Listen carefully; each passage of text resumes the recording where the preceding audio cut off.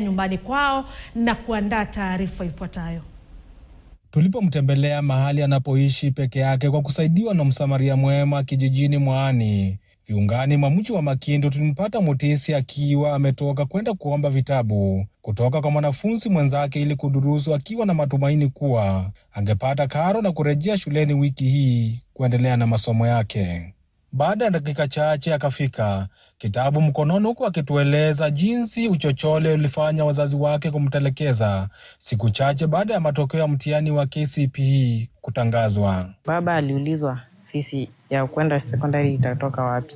Baba akasema hana pesa, na yeye mama anamwambia atafute pesa ndo atupeleke, kwa sababu nilifanya KCPE nikiwa na sistangu, ndo atupeleke shule.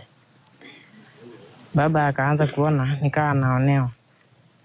Sasa akiitishwa fees, hata ya primary alikuwa anaitishwa, anasema hana kitu. Na akaenda sasa, akasema ameenda kutafuta pesa. Sasa hajawahi patikana. Babake ndiye alikuwa wa kwanza kutoroka, huku mamake baadaye akifuata mkondo ule ule, akisema alikuwa amelemewa na majukumu pale nyumbani. Nilifanya hivi, nikaanza kufanya vibarua huko wa watu.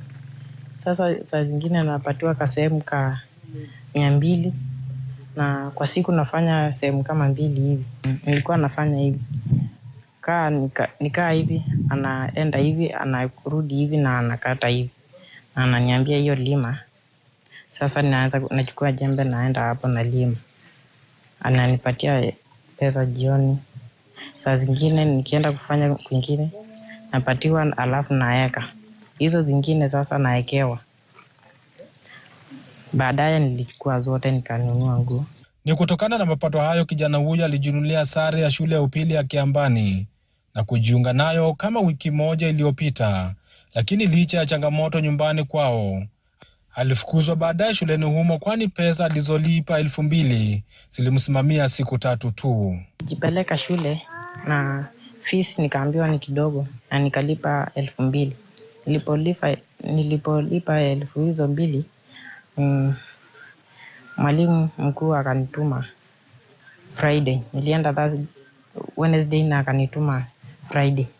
Saturday nikaenda. Monday nikaenda na Tuesday nikaenda, na hiyo Wednesday tukakuja miki. Leo nikaenda na nikatumwa.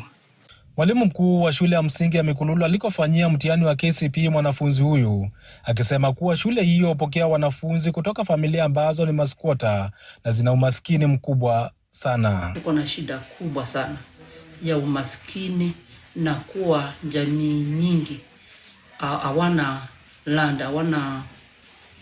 land yao, na wengine wamekuwa kama squatters, wanaenda wanaachwa katika boma za watu, na hapo ndipo wanapotoka. Na mara nyingi tumekuwa na shida kubwa ya wanafunzi wanapomaliza class 8 wanapita vizuri, na ukitaka kuwaona hawapatikani, maana after the exam unapata kwamba wanahamia masoko mengine. Maisha iko hivyo, na mimi nahurumia huyu mtoto sababu ni mtoto mtiifu, ni mtoto mzuri na anapenda kusoma. Wakati watoto wangu walikuja wakafunga shule, aliwaangalia hivi na akaingia kwa nyumba. Sikujua vile alifikiria, sikujua alikuwa analia ama alikuwa anafanya nini, lakini akiona watoto wangu akishika vitabu, yeye anatoka anaenda kukaa na wao. Dennis Mwanzia Mutisi anasema ataendelea kung'ang'ana hadi afanikiwe maishani na kuwa wakili. Steven Sioka, KTN News kutoka eneo la Makindu, kaunti ya Makueni.